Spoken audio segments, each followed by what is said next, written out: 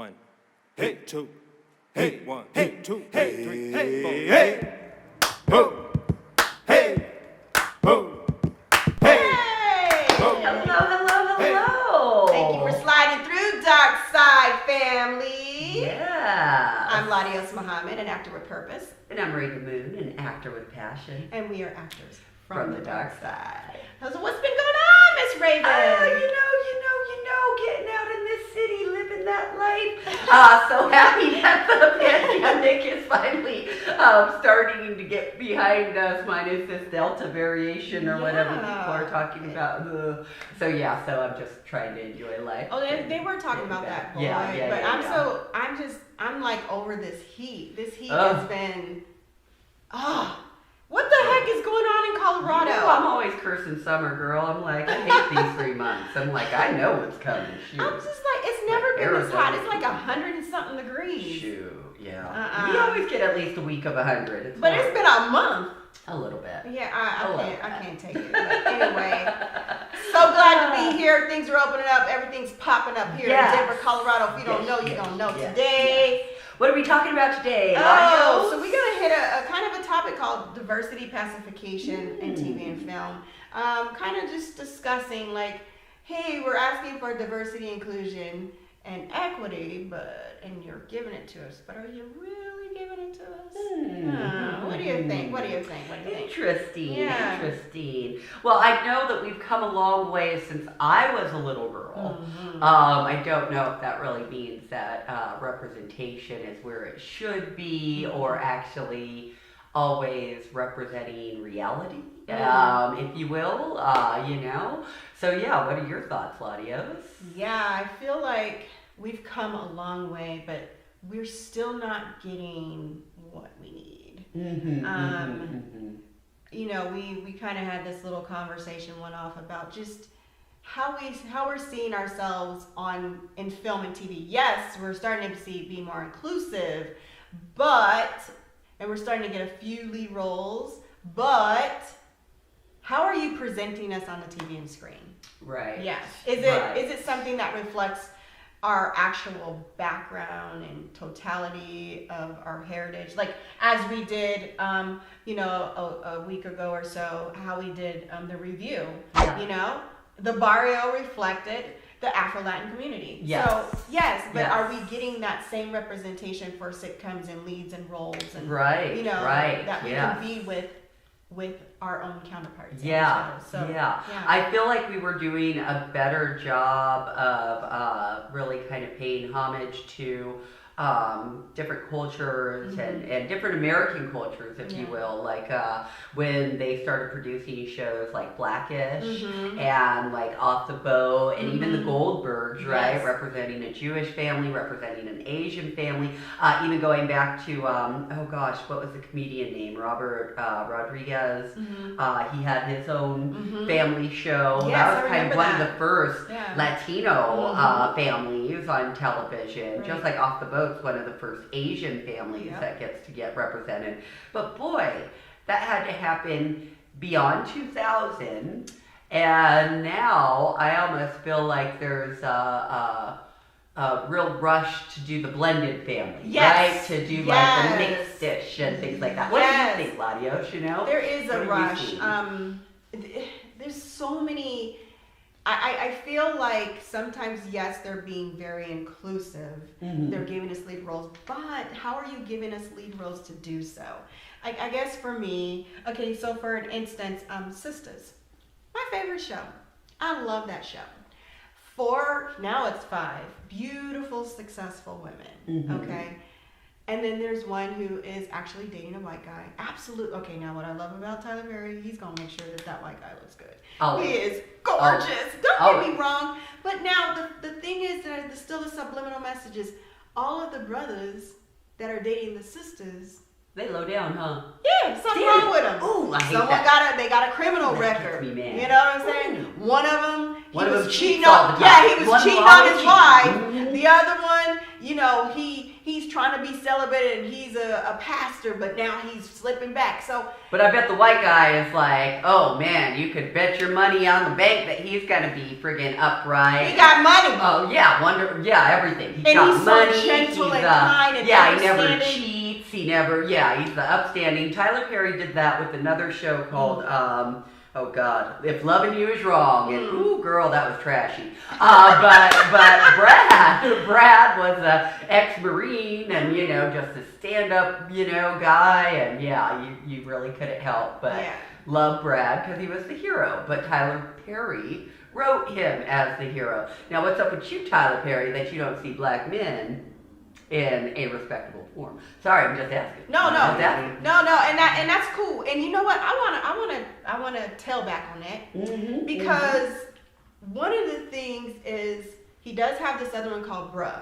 Okay, and it's about 4 brothers. Okay. It's kind of a parallel to sisters. They're Okay. all successful, but again, it's like one of them just is a compulsive cheater, can't get his life right. Yeah. Okay. Yeah. One of them, he gonna sleep with a nurse. Now he had a sexual harassment. I mean, like, Yeah.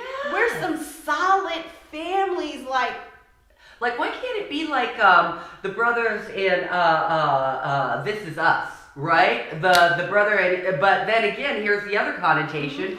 He was raised by good white people. So, you know, like, at the end of the day. Oh, wait, and let's talk about A Million Little Things. Okay. I love this show. What I love about it is they're all very close friends. Yeah. And they you know, they're Hispanic, white, black, but they're all very close friends. But then they have the brother who's a little bit more on the feminine side. Interesting. He doesn't have that. And let's not talk about masculine. What is it called? Yeah. What is it called? Masculine versus feminine. Yeah, or femininity. we're or not any of talking that. about Yeah. what is masculine toxicity. I'm not Mhm. talking about that. I'm just saying, like, he just doesn't have that. He's just not tough. He's a not. soft- He's a soft very brother. soft brother, and he's suffering from depression, and he doesn't express. I mean, it's just. Oh my goodness. I'm like, what? I mean, listen, I'm old school. I ain't gonna lie, I like that good old fashioned, and we ain't talking about the masculine toxicity man, that you don't have no rights, but I like that chivalry. I like you be take. I like a manly man. So do you think they do that because it's such a blended cast, if you will, that, oh, if he's in a group of white friends and all of this, and he's not that kind of brother that you were just talking about, that it has to be the softer and more, and all of those things to even be accepted in that friend group? I'm just asking. That's a very. I'm just asking very a question. Let's talk about that. So this goes back when we talked about a while back about how we code switch. Yes. How we code switch. Yes. Because if you're too, you know. Yeah. You're too okay. aggressive. In my former job, there were people that I didn't know that were afraid to come to me because they were intimidated by me. You were too black. Oh no, I was very professional. I was kind, I was sweet, I was nice, I laughed all the time. But they were intimidated by me when it came to conflict. So they were scared I was gonna be too black. So and that's a disturbing thing. And I don't see anything wrong with learning how to culturally learn people's conversations and communications, but to be put in a stigma that I gotta put a gentle man to kind of balance out this whole show because we don't want him too assertive. Well, you know, and that's disturbing to me. I remember me and LaDios share a friend, Michael Peters, who is a brilliant actor and also a man of stature. He is not a small man by any means. And I remember us talking about how basically even approaching someone when they had a flat tire, how they would bristle up and be afraid, and that he had to learn how to be overly polite and be overly nice and be overly calm and overly all of these things just to calm people down and for them to know, oh, big black man's not a threat, you know? So I do think that that goes on just to be, you know, accepted and all those things, depending on where you're at and how you're growing up and all of that, you know. And again, it's not always the individual's fault or that they're faking. It's just you got to get by, right? Yeah. I mean, when I was growing up, like I said, in the barrio, it wasn't so much like I hated my skin or anything like that. I hated the fact that I was always different and I was always sticking out. I hated the fact that every time that I walked in, I was the only one that looked like me. And I had to figure out ways to make people like me and ways to fit in. And part of that was comedy. Part of that was being a clown, you know. Oh, they're going to be with me if I can make them laugh. But those were things that I had to do to just feel acceptance. And I know there's a lot of Americans that do that because they're in communities or whatever where they're not understood or whatever, and it'll happen in college. It could happen at different stages in your life. So I mean, and we all go through it. It's everybody experiences this as well, but I love that we're getting more leads. I love that we have the avenues to tell our own story, but on mainstream it's still not where it should be. Even with what was that one show, Jane the Virgin? Did you watch Jane the Virgin? I watched the first season. Okay, but you know what? I do. Love that show. She had the family, she had the culture. Yeah. But who is she gonna marry? A white man.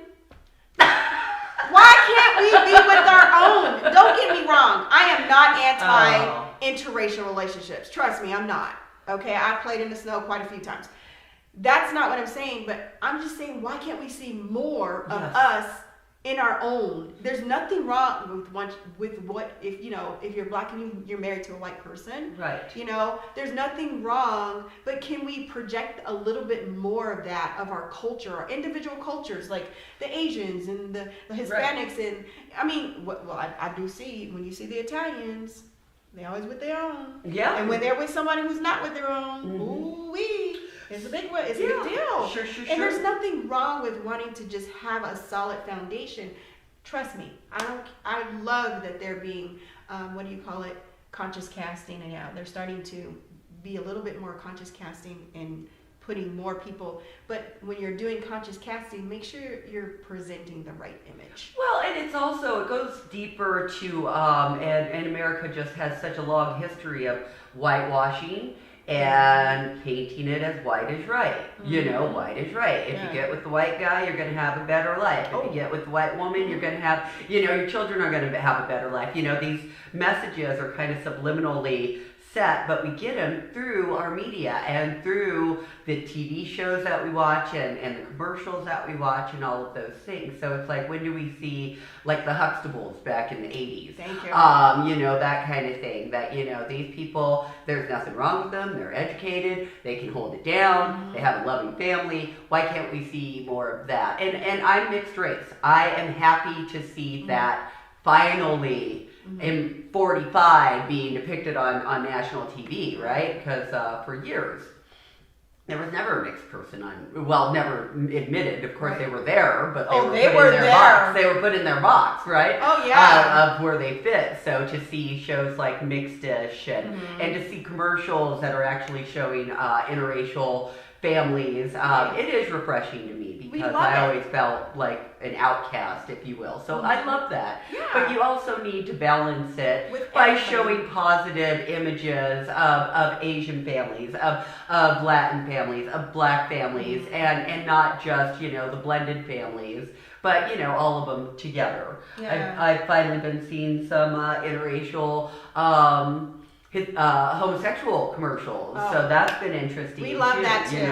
That's what you're. So the LGBTQ representation, it's needed, right? And positive images of what those relationships look like, because love takes so many different forms, right? That's it's true. Never in a box. I'm glad you. I'm going to touch on that in just a second, but I do when you said that white was right, they did. That's something that you really, I love that you targeted, because like people like Sammy Davis Jr., Harry Belafonte, Eartha Kitt, all these women and men married opposite race, white race, because that was to help their career. So then now what you're projected is like, I'm gonna marry out to advance my career, but what happened to the love and this? What happened to love as the foundation of a relationship and building a relationship and a legacy? And now you're marrying someone because you want to advance your career. So we're still projecting that on the screen.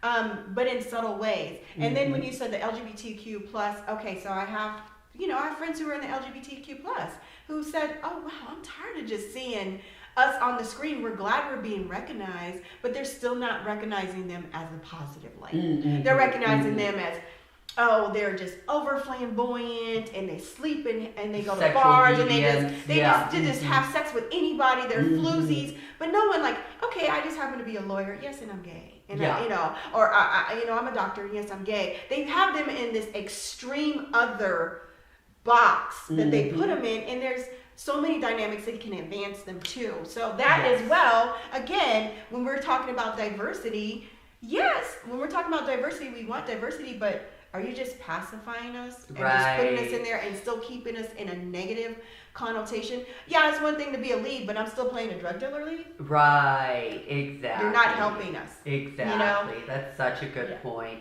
And there have been some really positive things that have happened. I know, I'm glad that you brought up the LGBTQ plus community, because I know one of my favorite shows recently was Pose.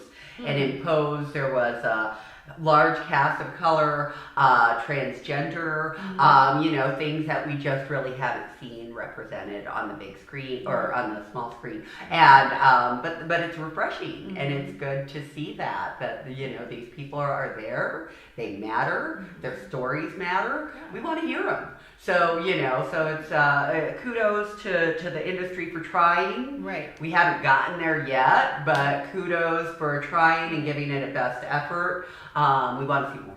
Yeah. I'm all about entertainment, because not everything wants to be all fluffy and butterflies. I like drama. I like dirt. I like garbage sometimes. However, but on the flip side, let's get some positive role models, and it's not always a white man saving the day. It could be a brother. It could be a Hispanic. It could be an Asian. I loved all the Jackie Chan movies. Oh my God. Or the Jet Li movies. I want some positive role models and leads that are the heroes that are saving the day, especially in action film.